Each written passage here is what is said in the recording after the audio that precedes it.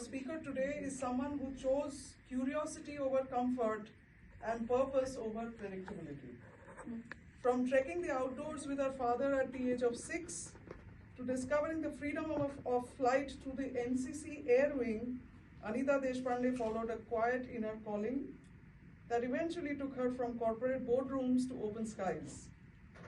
At a time when adventure aviation barely existed in India, Anita co-founded Temple Pilots, pioneering safe, structured paragliding, education, and building a globally recognized ecosystem, empowering local youth, inspiring hundreds of women to fly, and transforming an entire region through tourism and opportunity. Her journey is not just about flight, but about courage, trust, and creating impact when none existed. Today, through her talk on heart businesses, Anita invites us to slow down, reconnect with purpose, and remember that we build with joy, playfulness, and heart. Success doesn't need chasing, it naturally follows. Please join me in warmly welcoming Anita Deshpande. Thank you. Thank you so much. So I'd like to start with a video because they say that you can offer sugar, but you can't really describe the taste of it. So it's better that you see what I'm going to talk about, the sport that is, shaped my life. So then it'll make sense what I speak about later. Okay? Thank you.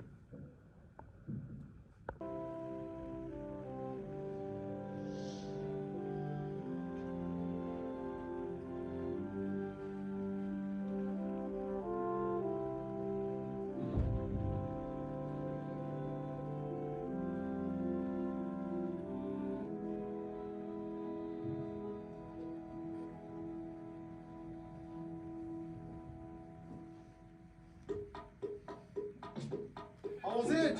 Very good. Superb, Anthony. Well done, well done, well done. After yesterday, this is feeling like, why was I scared yesterday? Very well done. This is a lot of fun. It felt like a bird. I don't believe this now. It's fine. No, it's not fun with it.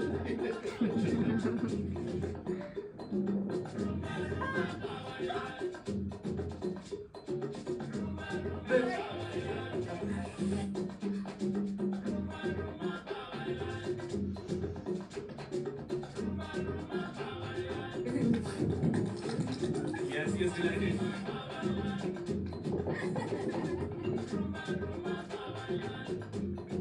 It's awesome. Awesome. Yeah, it was amazing. Very, extremely good, extremely nice. Okay, well done. Yo! Congratulations, ma'am. Thank you. How was it? Deepak. Nice. Good, great. How was it, Shahnaz? Enjoyed it? Fantastic. Well done, well done. It is so good. Good. I don't have words for this. It's so good, Amit. Good. You see the hard work pays, no? So much of hard work, 3 days.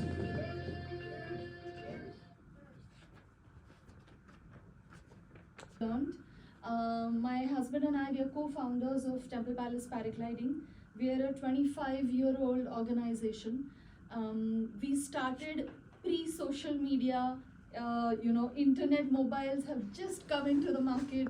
No one had any idea about adventure sports or paragliding, so it was basically pioneering work, and the most exciting adventure of all was setting up this organization. So I'm basically from Bombay, and my childhood was basically climbing trees, swimming in the sea, going on nature trails with BNHS, treks. As she mentioned, my father took me on my first trek when I was 6 years old, and he made me bow down and take blessings from the mountain. That's my father for you.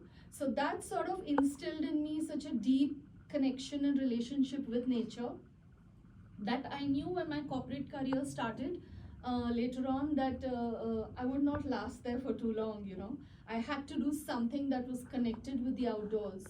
And I was wondering how I can get my business admin background into, the outdoors. And at that time, of course, opportunities were very few because hardly anyone was doing anything in this field. I remember standing on top of a mountain after a trek and looking down and wondering how it would feel like to fly, like a bird. And that's when the craze about flying sort of started. As she also mentioned, I went to the NCC Air Wing. I even applied to the Air Force, but at that time they weren't allowing women to fly. I could not afford a PPL or CPL at that time. And as luck would have it, when I was working, it was a very good corporate career actually. One of my friends called me and said there's someone who's come down from the Himalayas and teaching paragliding. So it blew my mind that something like this was happening right here. Same day I went and discovered the whole world of paragliding, actually saw flying for the first time in my life. And it was so amazing to discover this sport. I also discovered my husband who taught me how to fly. But that's a whole different Bollywood masala story. Let's not get into that right now. So it, when you really, I think, want something and you're really open to the energies that the universe is sort of putting out there, everything aligns. And he, of course, is an ex-Air Force fighter pilot, so he has a very strong aviation background. I had a strong business and corporate background, and we literally married the two. So it was going to be pioneering work, and we knew it's going to be difficult because it was never done in India before. We were planning to do something that had never been done, to set a nationally accredited school to teach us an extreme adventure like paragliding. It's not just an adventure, it's an extreme adventure in India. Now at that time, India had a very murky reputation for adventure sports. The first reaction people used to say is marna hai kya, even for treks or even for river rafting, because the safety standards were just not there, because the training was not there. And why wasn't it there? Because as a country, we didn't have a culture of adventure sports. That's not the first thing we went for. And I'm talking about, of course, over a 2 decades. Coaches were first to, of course, deal with mindset, right? That's the most toughest thing, to change the mindset of a people, to let them know that we would like to take them outdoors and help them discover themselves through a beautiful sport like paragliding. So our dream was to make paragliding accessible and affordable to every Indian who wanted to fly in Indian skies. Until then, there were just backpackers from all over the world coming, flying and then going back. And we really wanted to change the game. We were like, our country is so beautiful. It has such a diverse topography, beautiful weather and wind conditions, which are not existent in the West. They just have 3 or 4 months of season. We have an 8-month season, double of that. So why can't we do it? Why should we be known as, a place where you should not experience adventure? So we decided, okay, we're going to do this. We're going to set up our school. And I decided to quit my corporate career. So family, friends were all going berserk. They were all calling us crazy. What are you doing? Both of you individually are doing so well. It was a time where I remember my mother asked me, who is going to pay you money to jump off a mountain? So you are done. Your life is done. Like, your career is over. But we were quite stubborn. I think young and foolish also.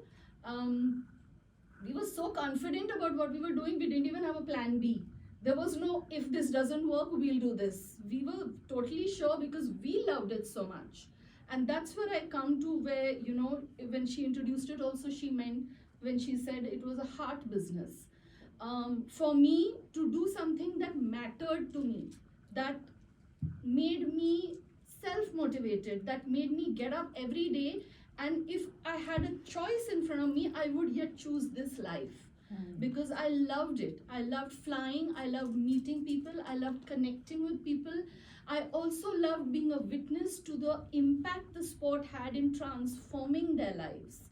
I can't tell you the amazing success stories that I have seen right before my eyes. People who didn't have the confidence to quit what they were doing and actually begin a business of their own, which they didn't have the confidence to do.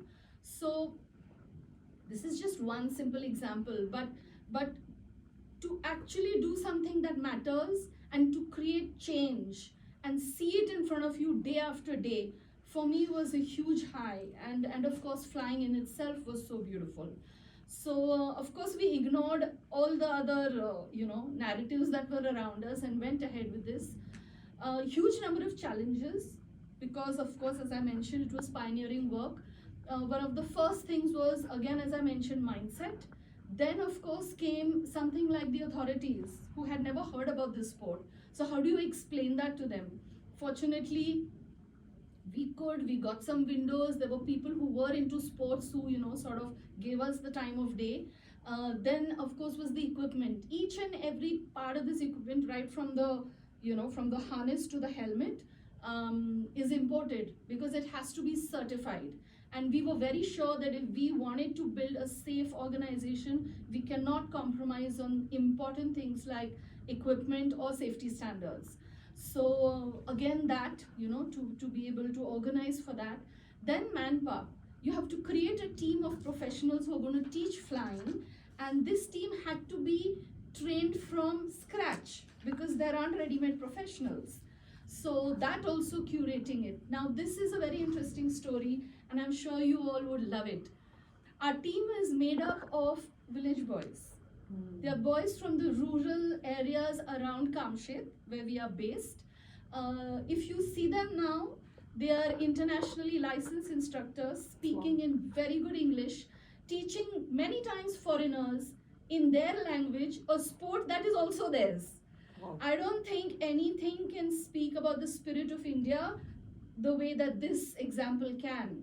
And people who've gone back to their respective countries and written back to us saying, we miss the standards that Temple Pilots taught us.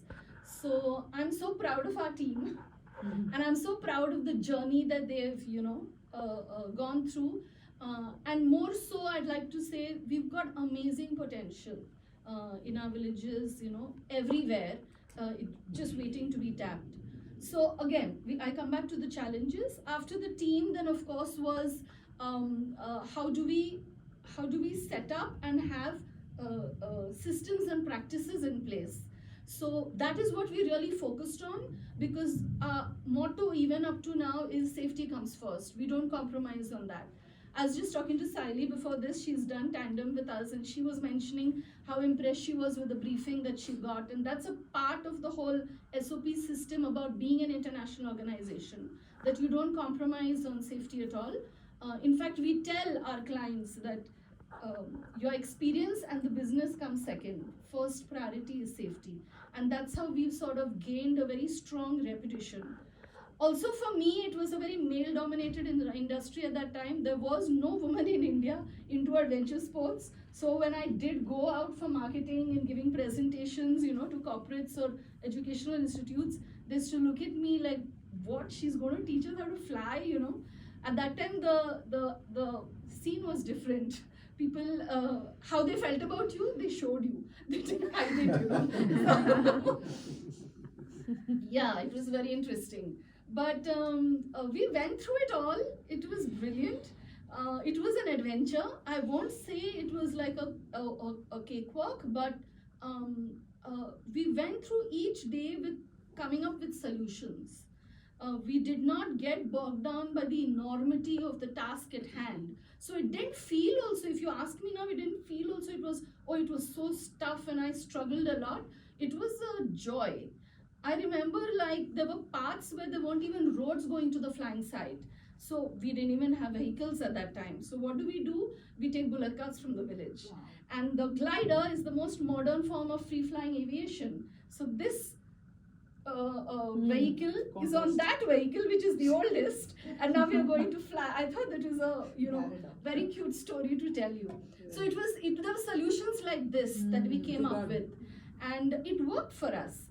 And what really worked, because 60% of my business at that time was coming from word of mouth, which was the greatest thing to happen. And I think we were lucky that social media was not so rampant at that time, because people spoke to each other. They shared experiences.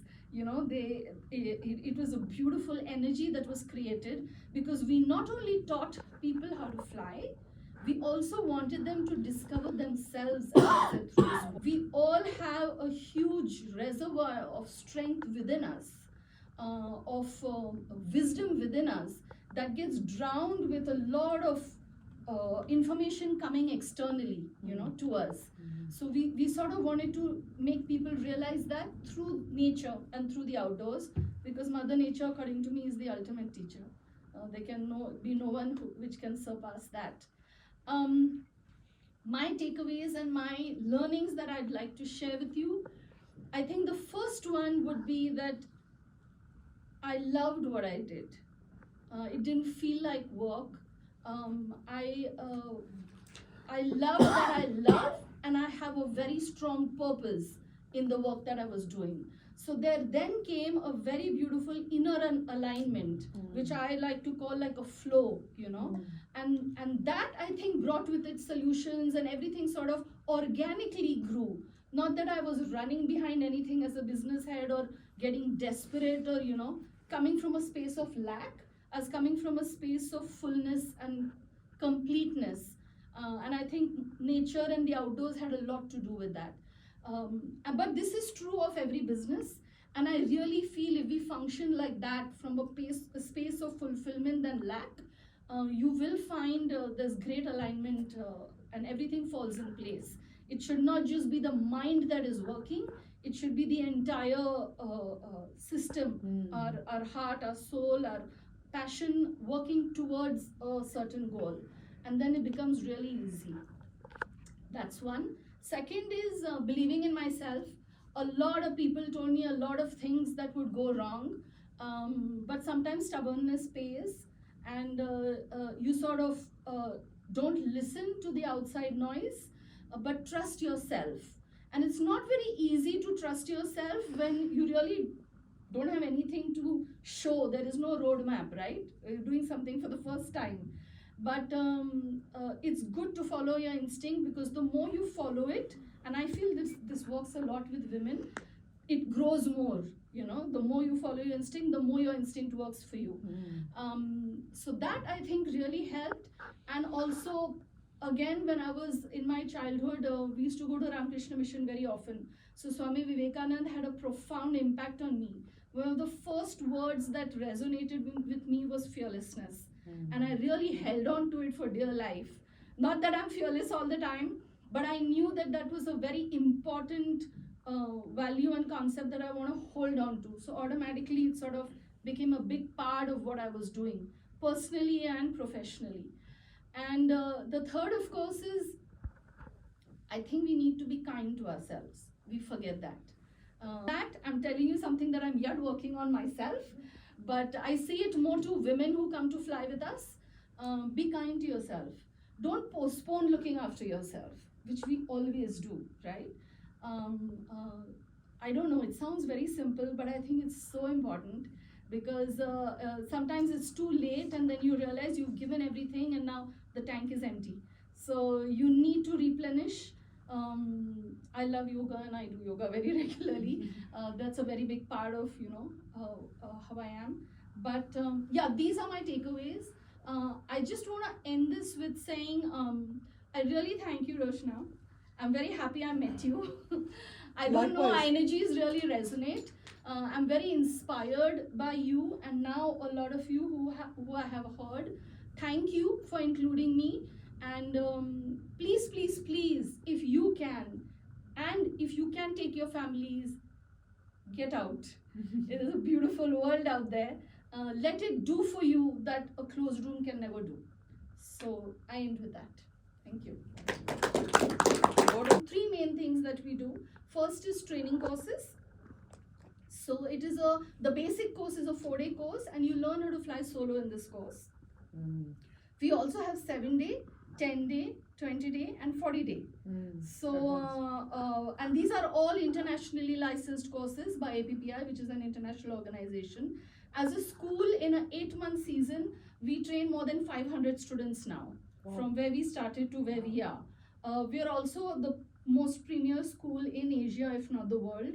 And we also teach maximum number of women to fly in a season. So the second offering is of course a tandem joyride.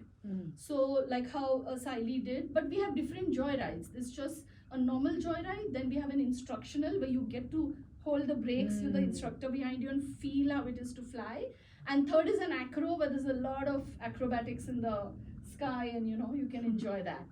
So we get a lot of families, friends, society groups, corporate groups who come for this together to do it. The third is we have corporate programs. We call them inner flights because as I was mentioning about discovering yourself, so through the course we have a special program where we help you overcome fears, manage risk taking, decision making, and a whole lot of inner discovering. That's why it's called inner flights through this sport. So yeah, this is what we have to.